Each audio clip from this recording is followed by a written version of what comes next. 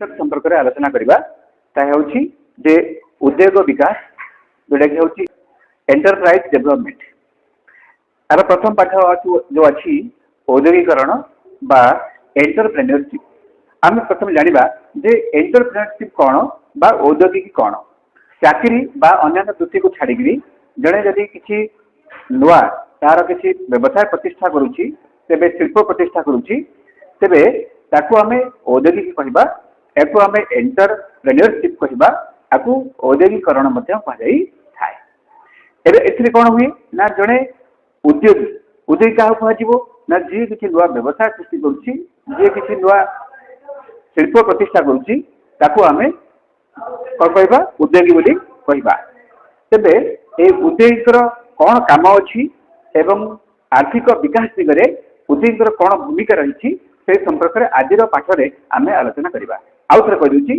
जे उद्योगी मानकर आर्थिक विकास दिगरे कौन सब भूमिका रही से संपर्क में आम सब पॉइंट गुड़िक आलोचना करवा बर्तमान आम जाना जे उद्योगिकर जो भूमिका रही प्रथम है जे समुदाय घरोई उत्पादन को अवदान जीडीपी को केमती वृद्धि कर जो मैंने उद्योग प्रतिष्ठा करते कौन करती उत्पादन प्रक्रिया आय सृष्टि करते जो ग्रॉस डोमेस्टिक प्रोडक्ट रही ग्रॉस डोमेस्टिक प्रोडक्ट को से वृद्धि करने फल आमर देशर कौन होता है जीडीपी बढ़ी थाए और देशर आय वृद्धि पाई था जहाँफल कि यही उद्योगी मैंने समुदाय घरोई उत्पादन को से वृद्धि कर सहयोग करते द्वितीय पॉइंट पढ़ा आम जे पुंजी निर्माण बा कैपिटल फॉर्मेशन यहाँ कौन हो जड़े उद्योगी सी कौन करे जो उद्योग प्रतिष्ठा करने इच्छा प्रकाश करे से उद्योग में पुंजी विनियोग करता है अर्थात कैपिटल फॉर्मेशन करता है पुंजी कौ आने प्रथम निज पकेट जी पैसा अच्छी जी अर्थ अच्छी से विनियोग करे तार बंधु बांधव सांगसाथी एवं अन्य जो अनौपचारिक क्षेत्र गुड़िक रही से पुंजी बा पांठी संग्रह करते छाड़ा से कौन करती ना बैंक है जो बैंक व्यवस्था गुड़िक रही बैंक पैसा लोन आनी ये सब कौन करती से कैपिटल फॉर्मेशन करते जदि पैसा आम न खटाऊँ इनकम हम कि तेणु ये जो उद्योगी मैंने पुंजी निर्माण में सहयोग करते तृतीय पॉइंट है निजुक्ति सृष्टि करवा आम जानते जड़े उद्योग प्रतिष्ठा कर चाकरी अन्य वृत्ति को छाड़ी निजर गोटे प्रकल्प कले निजर गोटे व्यवसाय प्रतिष्ठा कले निजर गोटे शिल्प प्रतिष्ठा कले जहाँफल से निजे निज व्यवसाय मालिक कले निजे से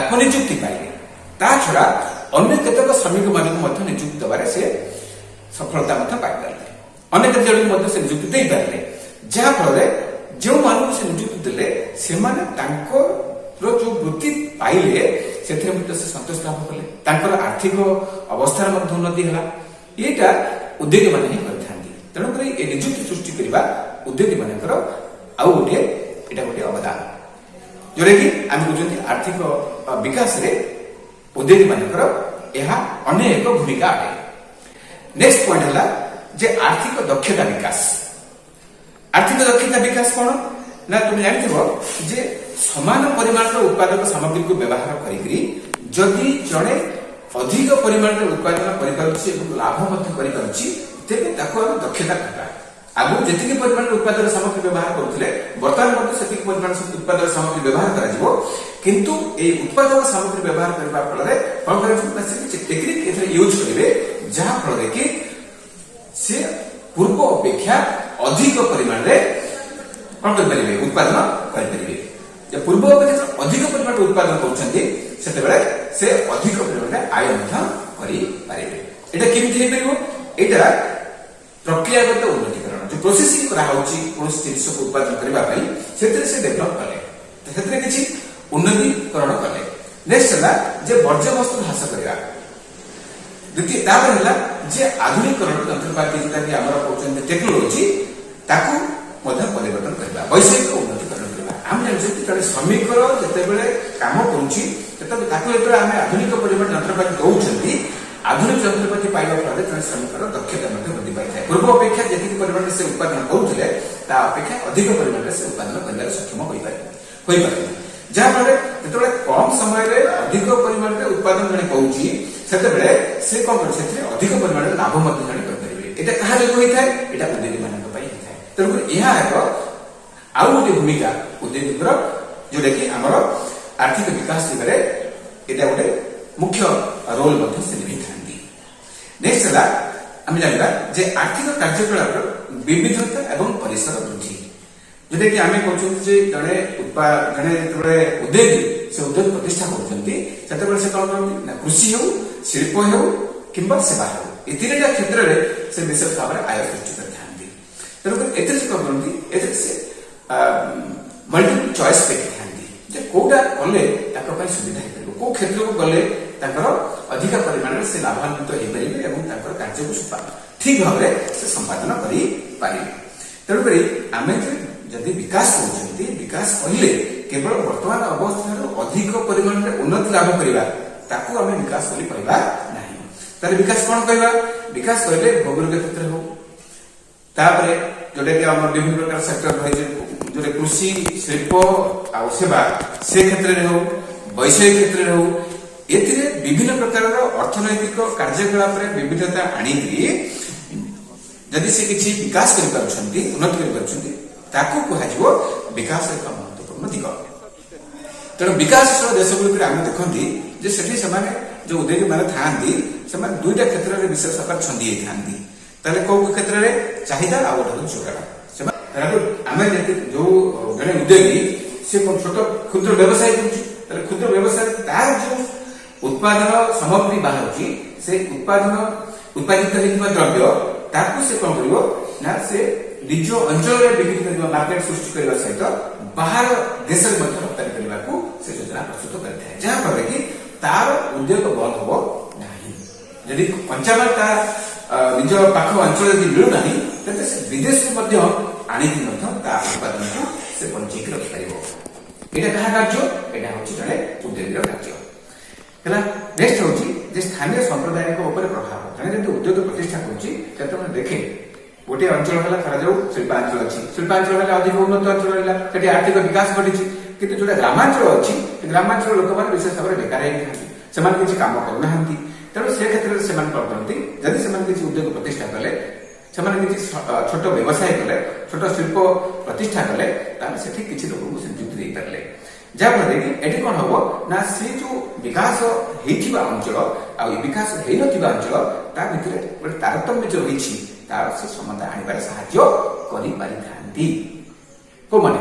ଏଇ ଉଦ୍ୟୋଗୀ ମାନେ। ଜଣେ ଉଦ୍ୟୋଗୀ ଯେ ପ୍ରତିଷ୍ଠା କରନ୍ତି ସେ କଣ କରନ୍ତି, ସେ ଉତ୍ପାଦନ ଯେ ଜିନିଷ ଦଉଛନ୍ତି, ଯେ କଞ୍ଚାମାଲ ଦଉଛନ୍ତି, କଞ୍ଚାମାଲ ଯୋଗାଣକାରୀଙ୍କ ସହିତ ଯୋଡିଥାନ୍ତି, ତାପରେ ସେ ପରିବହନକାରୀଙ୍କ ସହିତ ଯୋଡିଥାନ୍ତି, ମିଡିଆ ବାଲାଙ୍କ ସହିତ ଯୋଡିଥାନ୍ତି, ଓକିଲଙ୍କ ସହିତ ଯୋଡିଥାନ୍ତି, ବିଭିନ୍ନ ବ୍ୟକ୍ତିଙ୍କ ସହିତ ସେମାନେ ଯୋଡି ହେଇଥାନ୍ତି। ତେଣୁକରି ତାଙ୍କର ଉଦ୍ୟୋଗ ପ୍ରତିଷ୍ଠା କରିବା ଏ କଣ କରେ ନା ବହୁ ଲୋକଙ୍କୁ ପ୍ରଭାବିତ କରିଥାଏ। ତେଣୁ ଏହି କାର୍ଯ୍ୟରେ ଉଦ୍ୟୋଗୀ ମାନେ କରିଥାନ୍ତି, ଯାହାଦ୍ୱାରା କି ଗୋଟେ ଦେଶର ସାମଗ୍ରିକ ବିକାଶ କରିବାରେ ଏମାନେ ସାହାଯ୍ୟ କରିଥାନ୍ତି। ନେକ୍ସଟ ହେଲା ଅନୁସନ୍ଧାନ, ପରୀକ୍ଷା ନିରୀକ୍ଷା ଏବଂ ସାହସୀ ହେବା। ଆମେ ଜାଣିଛନ୍ତି ପରମ୍ପରା ଆଉ ବିଶ୍ୱାସ ଏହା ହଉଛି ବିକାଶର ପରିପନ୍ଥୀ। ଉଦ୍ୟୋଗୀ ମାନେ ପରମ୍ପରା ବିକାଶର ଉର୍ଦ୍ଧ୍ୱରେ ସେମାନେ କାମ କରିଥାନ୍ତି। ଯଦି ପରମ୍ପରାକୁ ଜାବୁଡ଼ି ଧରିଥାନ୍ତି, ଯଦି ଆମେ ସମୁଦ୍ର ପାରି ହେବାଟାକୁ କହିଥାନ୍ତେ ଯେ ଆମର ଧର୍ମ ପଳେଇଯିବ, ତାହେଲେ ହୁଏତ ଆଜି ଆମ ଦେଶ ବାହାର ଦେଶ ସହିତ ଆନ୍ତର୍ଜାତିକ ବାଣିଜ୍ୟ କାରବାର କରିପାରି ନଥାନ୍ତା। ତେଣୁକରି ଏ କ୍ଷେତ୍ରରେ ଆର୍ଥିକ ବିକାଶ ସମ୍ଭବ ହେଇପାରିନଥାନ୍ତା। ତେଣୁ ଆନ୍ତର୍ଜାତିକ ବାଣିଜ୍ୟ ଯଦି ନ ହେଇପାରୁଛି ତେବେ ଆର୍ଥିକ ବିକାଶ ସମ୍ଭବ ହେଇପାରିବ ନାହିଁ। ଏଥିପାଇଁ ଜଣେ ଉଦ୍ୟୋଗୀ ସେ କଣ କରେ, ପରମ୍ପରା ଆଉ ବିଶ୍ୱାସକୁ ଏବଂ ସେ ତାର ଉର୍ଦ୍ଧ୍ୱରେ କାମ କରିଥାଏ, ପରିବର୍ତ୍ତନକୁ ସେ ସୁଯୋଗ ଭାବରେ ଗ୍ରହଣ କରିଥାନ୍ତି। ତେଣୁକରି ଆମେ ଗୋଟେ ଉଦାହରଣ ଦେବା ଏଠି ଯେ ଲଗନ ଚଳଚ୍ଚିତ୍ରରେ ଆମେ ଗୋଟେ ଚରିତ୍ର ଅଛି ଭୁବନ ଚରିତ୍ର। ଏ ଭୁବନ ଚରିତ୍ରର କଥା ଜାଣିଛନ୍ତି ଯେ କିଛି ଗ୍ରାମୀଣ ଯୁବକ ମାନଙ୍କୁ ନେଇକି ସେ ଗୋଟେ କ୍ରିକେଟ ଟିମ୍ ଗଢ଼ିଛନ୍ତି। এই ক্রিকেট টিমরে সে সফলতা ମଧ୍ୟ ପାଇପାରିଥିଲେ। ପ୍ରଫେସନାଲ କ୍ରିକେଟ ଖେଳ ଯୋଉମାନେ ଖେଳୁଛନ୍ତି ଇଂରେଜ ମାନେ ତାଙ୍କ ସହିତ ଏ କମ୍ପିଟ କରିକି ସେ ମଧ୍ୟ ବିଜୟ ଲାଭ କରିପାରିଥିଲେ। କଣ ପାଇଁ ହେଲା? ନିଜର ଦମ ଅଛି, ନିଜର କୌଣସି ଗୋଟେ କାର୍ଯ୍ୟ ସଫଳତାକୁ ଆଣିକି ପହଞ୍ଚେଇବାର ଗୋଟେ ସାହସ ଅଛି, ଗୋଟେ ଇଚ୍ଛା ଶକ୍ତି ଅଛି। ତେଣୁ ତା ଫଳରେ ସେ ସକ୍ସେସ ପାଇପାରିଲେ। ତେଣୁ ଯେ ଉଦ୍ୟୋଗୀ ତାଙ୍କ ଭିତରେ ସାହସ ଥାଏ, ଅଦମ୍ୟ ଉଦ୍ୟମ ଥାଏ ଯାହାଫଳରେ କି ସଫଳତା ପାଇପାରିଥାନ୍ତି। ସେଭଳି ଆଉ ଗୋଟେ ଉଦାହରଣ ନେବା ଯେ ନିର୍ମା କମ୍ପାନୀ, ନିର୍ମା ଲୁଗା ସଫା ପାଉଡର, ସିଏ ତାର ଯୋଉ ନିର୍ମାତା ଯେ ଆମର ଅଛନ୍ତି କର୍ଷଣ ଭାଇ, ସିଏ ବିଶେଷ ଭାବରେ ପ୍ରତିଷ୍ଠିତ ହିନ୍ଦୁସ୍ତାନ ଲେବର କମ୍ପାନୀ ଯୋଉ ଅଛି ତାର ଯୋଉ ସର୍ଫ ୱାସିଂ ପାଉଡର ଅଛି ତାକୁ ସେ ଚ୍ୟାଲେଞ୍ଜ ଦେଇପାରିଥିଲେ। ତେଣୁକରି ମୁଖ୍ୟ କଥା ହେଲା ଅଦମ୍ୟ ସାହସ ହିଁ ଉଦୟକୁ ସଫଳତାର ଶୀର୍ଷରେ ପହଞ୍ଚିବାରେ ସାହାଯ୍ୟ କରିଥାଏ। ଠିକ ଅଛି, ଆଜି ଆମେ এই যে উদ্যোগী মানকর কোন সব ভূমিকা রয়েছে আর্থিক বিকাশ দিগরে আমি আলোচনা কলে। আমি নেক্সট ক্লাসে পুଣି ଆଉ ଗୋଟେ কনসেপ্ট ନୂଆ କନସେପ୍ଟ ନେଇକି ଆସିବା ଏବଂ ଆଲୋଚନା ମଧ୍ୟ କରିବା। ଆଜି ପାଇଁ ଆମେ ପାଠ ଏତିକି ରଖିବା। ତୁମ ସମସ୍ତଙ୍କୁ ଧନ୍ୟବାଦ। Thank you.